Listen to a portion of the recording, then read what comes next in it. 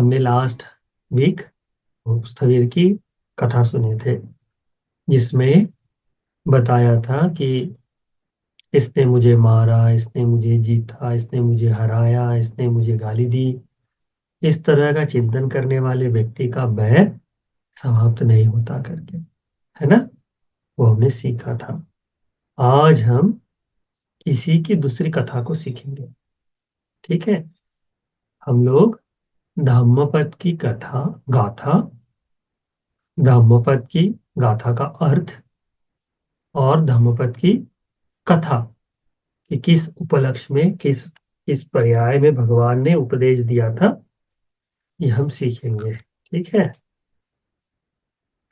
आज जो हम कहानी सीखेंगे, यह भगवान के द्वारा बताई गई सब बहुत ही प्रसिद्ध फेमस कहानियों में से एक है, या फिर बहुत ही फेमस गाथाओं में से एक है।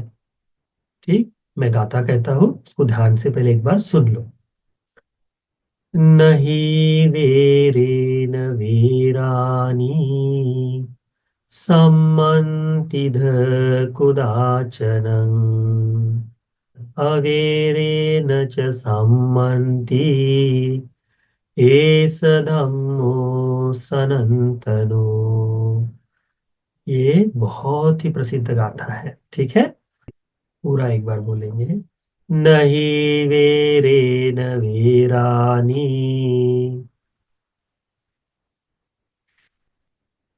सम्मन्तिध कुदाचनम् अवेरेन च सम्मन्ति एष धम्मो सनातनो। ठीक। इसका अर्थ होता है, बैर से बैर शांत नहीं होता, बैर के बगैर ही, अबैर से ही बैर शांत होता है। वो एक गाना आया था ना, बैर से बैर कैसे मिटेगा भाई, सुना है तुमने? हाँ। बहुत आया था सोनू निगम का, कुछ तो, किसी का तो भी था वो, बुद्ध ही बुद्ध है उसमें था वह। तो उसमें वो कहा गया था, तो गाने में यही इस्तेमाल किए गए थे। तो इसका मतलब होता है कि बैर से बैर शांत नहीं होता। बैर कहता है ना क्या है, झगड़ा कर लेते हैं ना हम लोग, झगड़ा करते हैं तो फिर याद रखते हैं उसने मुझे उससे झगड़ा किया है करके, मैंने उससे कट्टी हो गई है करके बोलते हैं ना। अब उसके साथ बात नहीं करेंगे। हाँ, नहीं करोगे कैसे, मुंह फुला कर बैठते हैं कि नहीं? हाँ, हम लोग बैठते हो क्या? हाँ। तो ऐसा बैर कर लेने से बैर शांत हो जाएगा क्या? किसी से बैर करने से बैर ठंडा हो जाएगा? नहीं। बैर को छोड़ने से ही बैर खत्म होता है। देखो तुम लोग ध्यान में रखो, तुमने ऐसे अनेक छोटे छोटे पंछी देखे होंगे। वो जैसे कौवे जो है वो चील के घोंसले खा नुकसान पहुंचाते हैं, चील कौवों को नुकसान पहुंचाती है। देखा है तुम लोगों ने? डिस्कवरी पे दिखाते हैं। या फिर जो उल्लू है, उल्लू उल्लू है ना, उनको वो चील को नुकसान पहुंचाती है, चील उल्लू के घोंसलों को नुकसान पहुंचाते हैं। ये इनका शत्रु लगा रहता है कंटिन्यू में, वो इसका नुकसान पहुंचाएंगे, ये इसको नुकसान पहुंचाते रहता है। तो ये हमको देखने में आसान लगे, परंतु ये बैर के कारण आने वाला है। तो ये जो बैर उनमें जागा है, जानवरों के लोक में इसलिए नहीं जागा है, ये बैर उनका जागा है क्योंकि वह कभी किसी मनुष्य लोक में रहते समय उन्होंने आपस में बड़ा बैर कर लिया था, इस कारण से। तो आज जब हम जो कहानी सुनेंगे वो इसी तरह बैर की कहानी है, कि कैसे किसी का किया हुआ बैर कैसे जीवन भर जन्मों जन्मों तक पीछे आता है। आप अभी आज किसी से गुस्सा हो जाए और उस गुस्से को आज छोड़ नहीं दे, आप उस गुस्से को थूक ना दे, तो होगा ये कि इस जीवन में तो गुस्सा करेंगे ही, आने वाले जीवन में गुस्सा करेंगे, उसके आने वाले जीवन में, और एक दूसरे को गुस्से में रहते रहते हमेशा झगड़ा होते रहे, हमेशा झगड़ा। अभी इस जीवन में तो हम पहचानते हैं कि इसके कारण इसका गुस्सा हुआ है, परंतु आने वाले जीवन में कैसे कोई गुस्सा होगा कोई कुछ नहीं बता सकता, है ना। तो हम बता नहीं सकते कि कौन सा गुस्सा कब हमारे सामने सम्मुख आ जाए करके, है कि नहीं। तो उसको ध्यान में रखना चाहिए। हुआ ये कि ये जो कहानी हम जो बता रहे हैं, ये कहानी है काली यक्षिनी की। किसकी कहानी है? काली यक्षिनी की कहानी है। एक समय,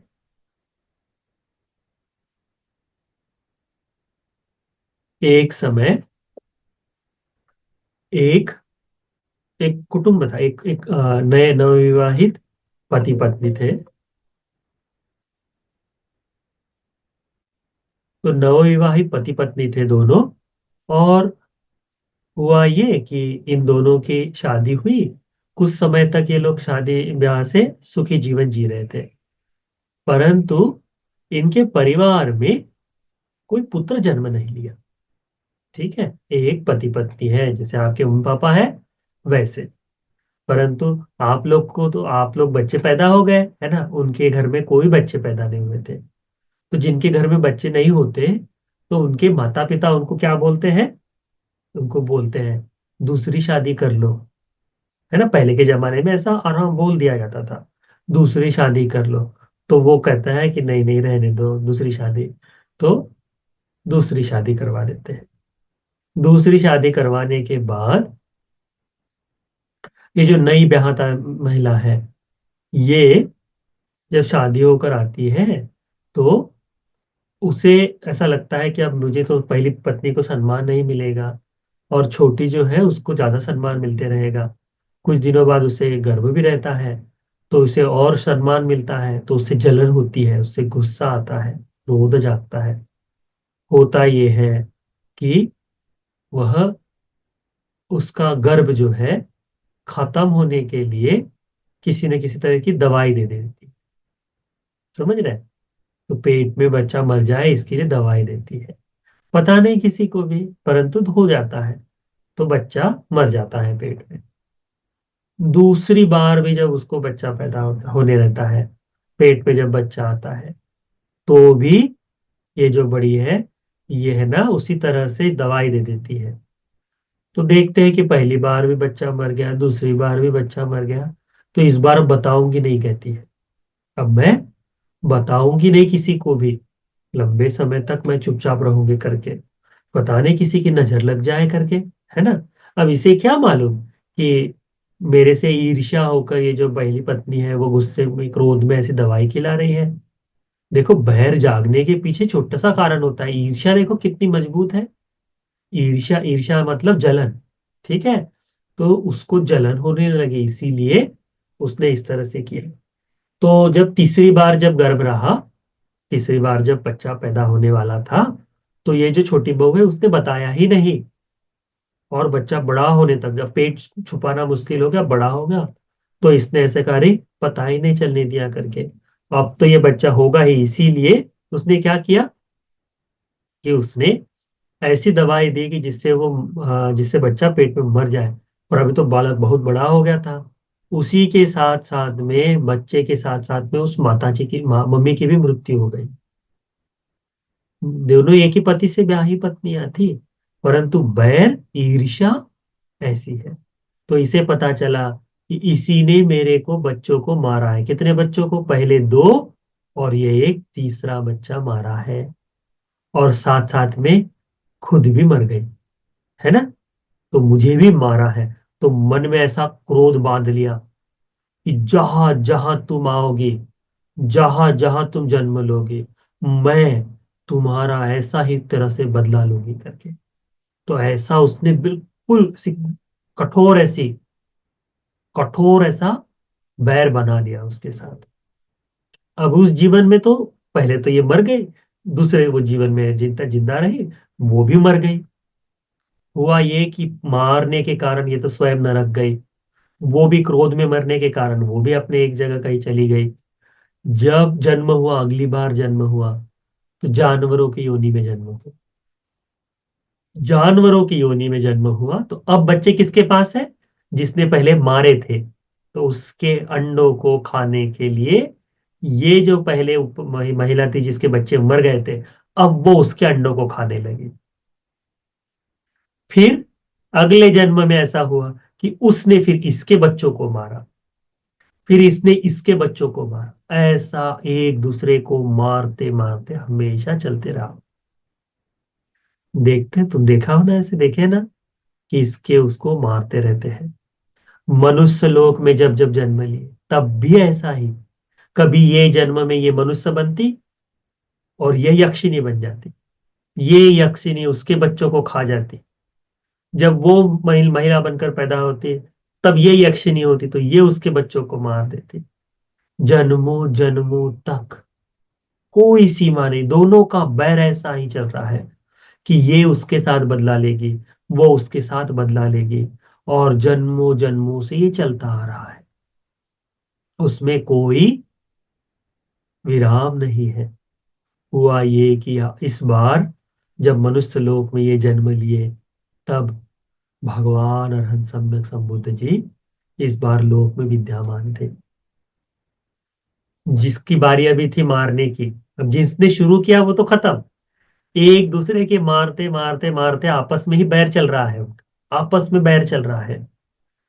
तो जिसका अभी बारी थी मारने की, वो यक्ष लोक में जन्म ली, यक्षिनी बनकर पैदा हुई, और उसको ताकत बल था कि मैं उसको बस बच्चे मार जाऊंगी करके। तो पहली बार बच्चा मार दिया, दूसरी बार बच्चा मारा, अभी तीसरी बार बच्चे की बारी थी। तो यक्षों के राजा होते हैं वैश्रवण महाराज, उनकी सेवा में कुछ दिनों के लिए जब ये यक्षिनी गई थी शायद तब, तो वहां उसे थोड़ा समय लग गया। अब ये बच्चा पैदा हो गया है, तो ये बच्चे मेरा बच्चा भी मार डालेगी ये यक्षिनी करके, उन्होंने घर बार छोड़कर चले गए थे, दूसरी जगह आ गए, जहाँ विहार है वहां आ गए। विहार के पास आने के पास पता चला, ये यक्षिनी खोजते खोजते आए कि अरे ये कहाँ है करके, कहाँ है कहाँ है करके, मैं उससे बदला लूंगी करके। भगवान सब देख रहे थे, भगवान ने देखा, उसको बुलाया, यक्षिनी आओ करके, क्या कर रही हो करके पूछा। कहते हैं कि ये तो मेरे कर्म से आया हुआ है, ये इसने मेरे बच्चों को मारा है, मैं इसके बच्चों को मारूंगी। तब भगवान बुद्ध जी उस यक्षिनी को ये गाथा बोलते हैं कि नहीं वेरेन वेरानी सम्मन्ति दह कुदाचन, अवेरेन च सम्मन्ति एष धम्मो सनातनो। कि बैर से बैर शांत नहीं होता, बगैर बैर से ही बैर शांत होता है, ये सनातन धर्म है करके कहते हैं। यानी संसार का नियम ही है कि ये इस तरह से चलता नहीं, बैर से बैर खत्म हो जाएगा नहीं। बैर को बैर खत्म करना है तो बैर छोड़ना पड़ेगा, तो ही बैर खत्म हो सकता है। तब जाकर वो यक्षिनी को समझ में आता है। तो भगवान देखते हैं कि ये यक्षिनी जिसके साथ जो जिस महिला के पास आई है वो बड़ी डरी हुई महिला है, क्योंकि उसका बच्चा खाने के लिए आई थी। तब भगवान बुद्ध जी बोलते हैं कि हे उपासिका, एक काम करो, वो बच्चे को लेके आओ, यहाँ रखो, इस यक्षिनी के पास दे दो बोलते हैं। तो भगवान उस यक्षिनी के पास देने के लिए बताते हैं भगवान, तब वो देते हैं। देने के बाद भगवान की वाणी अभी सुनी है उस यक्षिनी ने, तो उसने सोचा कि मैं ये बैर को कब तक लेके जाऊंगी, अभी इस जीवन में मैं इसके बच्चे के मार रही हूँ, अगले जन्म में ये मेरे बच्चों को मारेगी, अब ये बैर करना ठीक नहीं। तब उस बच्चे को लेती है, उसको चुम्मा देती है, उसको प्यार करती है, और वापस रख के चली जाती है। अब देखो जन्मों जन्मों से चलते आ रहा हुआ बैर एक प्यार से, लाड़ दुलार से, माफी दे देने से खत्म हो। अब ये जो अम्मा है, ये जो माता है जिसका बच्चा बच गया, अब ये अगले जन्म में आकर उस यक्षिनी के बच्चों को मारेगी क्या? अब नहीं मारेगी। क्यों? क्योंकि अभी जो बैर था वो बैर खत्म हो गया है। तो इसीलिए बच्चों ध्यान में रखो, ये काली यक्षिनी जो है, ये उसी को, उसको वरदान स्वरूप में मिला था कि वह उसके बच्चों को मार सकती है, क्योंकि उसका कर्म के अनुसार बना हुआ भाव था, है ना। परंतु जब भगवान ने उसको भगवान ने उसको मैत्री का पाठ सिखाया, भगवान बुद्ध जी ने उसको जब बताया कि बैर ऐसे शांत नहीं होगा, तुम एक दूसरे का बदला लेते रहोगे तो बैर खत्म नहीं होगा, ये चलते रहेगा, इसको खत्म करना है तो क्या करना पड़ेगा? तुम्हें क्षमा याचना करनी पड़ेगी, तुम्हें माफी देनी होगी। जैसे ही माफी दे दी, बैर खत्म हो गया। उन दोनों का जन्मों जन्मों का भाव जो है वो वहां से खत्म हो गया। इसके बाद वो जहां जहां जन्म लिए, वह एक दूसरे के साथ बड़े ही मैत्रीपूर्ण जीवन से ही जीते हुए आए हैं करके।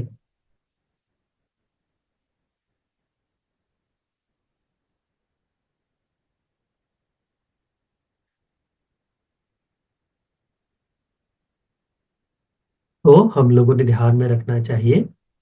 पट्टकथाओं में और थोड़ा सा विस्तार आता है, पर आज के लिए इतना काफी है। तो बैर यदि तुम करते हो किसी के साथ, तो उस बैर को आगे कभी नहीं ले जाना। जब भी गुस्सा हो जाओ, तो थोड़ी देर बाद सॉरी बोल देना चाहिए। जब भी गुस्सा हो जाओ, किसी ने सॉरी बोला है तो तुमने उसको माफ कर देना चाहिए। समझ रहे हो? गुस्सा बनाए रखना अच्छा नहीं होता। गुस्से से आदमी बदसूरत होता है। तो अभी इस जन्म में तो जन्म ले लिए ना, अब तुमको अच्छा सुंदर रूप मिला है, देखने वाले हो। परंतु अब गुस्सा करोगे तो क्या होगा? अगले जन्म में कैसे बनोगे? बदसूरत बनोगे। मम्मी खूबसूरत है, पापा खूबसूरत है, और बच्चा नहीं है, तो क्या बोलोगे तुम? पता नहीं, मेरे माँ बाप के कारण ही मैं ऐसा पैदा हुआ। नहीं, हमारा ही किया हुआ कर्म है, उसी के सहारे वैसा होता है। इसीलिए बैर नहीं करना चाहिए, क्रोध नहीं करना चाहिए, ईर्ष्या नहीं करनी चाहिए। इन चीजों से क्या होता है? ये ईर्ष्या करने से, बैर करने से, क्रोध करने से हमारा जो जीवन है यह अंधेरे की ओर चले जाता है। हमारा जो जीवन है वह विनाश की ओर जाता है। और बता नहीं सकते कि हम कब किस तरह से दुख भोगेंगे करके। ठीक है? इसीलिए अपने आप को प्रॉमिस कर लो कि आप लोग क्रोध नहीं करेंगे, बैर नहीं करेंगे, ईर्ष्या नहीं करेंगे। यदि ये करते हैं, आपके जीवन में जो जन्मों जन्मों से आने वाला बैर का कर्म है वो खत्म हो जाएगा। माफी दे देने से, क्षमा दे देने से आप लोग बड़े हो जाते हैं। क्षमा मांगने से आप लोग बड़े हो जाते हैं। क्षमा मांगना और क्षमा देना दोनों ही धर्म से है, दोनों ही धर्म के लक्षण हैं। इसीलिए क्षमा मांगने वाला बनो और क्षमा देने वाला भी बनो। माफी मांगने वाला भी बनना चाहिए तुमने, और माफी देने वाला आदमी भी बनना चाहिए। ठीक है? ये तुम लोगों को आज की शिक्षा है। आज की कथा क्या है? काली यक्षिणी की, काली यक्षिणी की कथा है कि बैर के कारण, क्रोध के कारण जन्मों जन्मों तक एक दूसरों के बच्चों को मारते हुए चले। परंतु भगवान के समझाने से काली यक्षिणी का मन परिवर्तित हो गया, और वहां उसने माफी दे दी। माफी मांग ली और माफी दे दी, दोनों चीजें हो जाने थे, होते ही बैर खत्म हो गया। अब वहां पर पुनः इस तरह से दुख भोगने का भाव अब नहीं रहने वाला है। इसीलिए हमने भी अपने जीवन में सीखना चाहिए कि हम लोग इसी तरह से, जिस तरह से काली अक्सनी ने क्षमा मांग ली और इस बैर से बाहर हो गई, वैसे ही हम भी कोई भी पाप कर्म नहीं करेंगे, क्षमा याचना ही रखेंगे और अपना जीवन धर्म के मार्ग पर चलाएंगे, धर्म के मार्ग पर लगाएंगे। भगवान बुद्ध जी का उपासक बनेंगे, भगवान बुद्ध जी के उपासिका बनेंगे, धर्म से जीवन जीने वाले, धर्म का जीवन जीकर निर्वाण सुख को पाने की कोशिश करने वाले बनेंगे। उससे होगा हमें कि पूरा जीवन सुखी होगा हमारा। सभी लोगों के पास धन सरीखा नहीं होता। आप जितने लोग यहाँ जुड़े हैं, सब लोग सरीखे धन वाले हैं क्या? नहीं है। आप सभी के पास समान रूप से माता पिता है क्या? नहीं है। सभी लोग सरीखे रूप से देखने वाले सुंदर है क्या? नहीं है। सभी की बुद्धि सरीखी है क्या? नहीं है। है ना?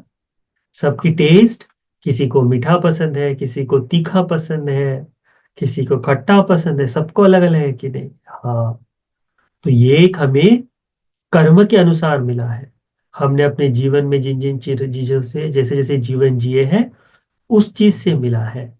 इसीलिए हमने क्या करना चाहिए कि अपने कर्मों को ऐसे ही बनाना चाहिए जिससे हमें तकलीफ ना हो, हमें सुख मिले। तो आज कहानी में याद रखो कि मैं बैर नहीं करूंगा, मैं माफी मांगूंगा, और कोई मुझसे माफी मांगे तो मैं क्षमा कर दूंगा। ठीक है?